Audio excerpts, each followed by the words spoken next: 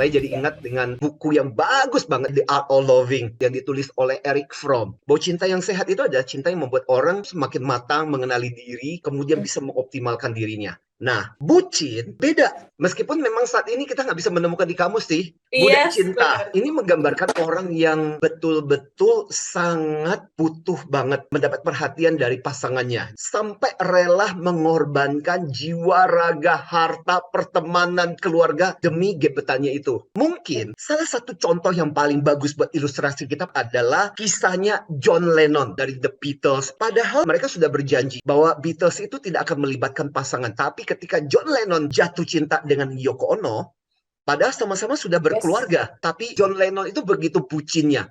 Saking begitu bucinnya itu Yoko Ono kemudian dilibatkan terlalu jauh. Malah dikatakan bahwa Beatles itu somehow bubar gara-gara John Lennon terlalu banyak melibatkan Yoko Ono. Meskipun setelah John Lennon meninggal, Paul McCartney bilang mereka bubar bukan karena Yoko Ono sih.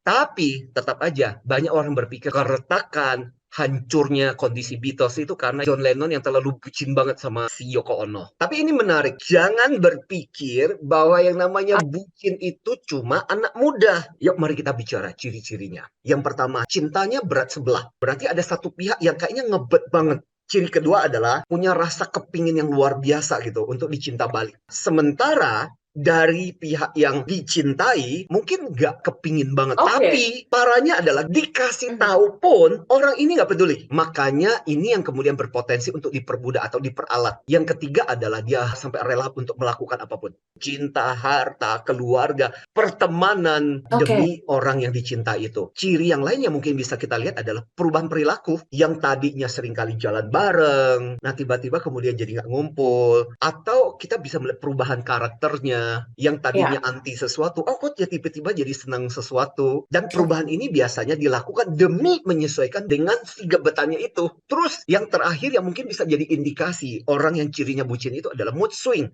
Kita bisa bertemu sama orang itu ketika hubungan mereka lagi baik dan dia akan tampil, hai gimana kabarnya? Dan dia begitu happy. Tapi Yes. ketika hubungannya rusak, anda bisa melihat bagaimana pengaruh pada dirinya itu besar banget. Bahkan bisa sampai depresi. Bahkan bisa Oh, sampai melakukan hal-hal yang konyol. Nah, ya. salah satu kisah yang cukup menarik, ada agak kontroversial itu kan sebenarnya kisah Putri Mako dari Jepang itu yang akhirnya kemudian ikhlas melepaskan gelar kebangsawanannya demi cintanya kepada Kei Komuro. Banyak pertentangan karena kan kastanya berbeda. Mereka bertemu waktu ketika mereka sekolah, studi, dan Oke. Kei Komuro itu adalah rakyat biasa. Ternyata setelah diselidik, keluarganya punya hutang dan punya problem. Tapi Putri Mako itu betul-betul nggak peduli sampai akhirnya depresi.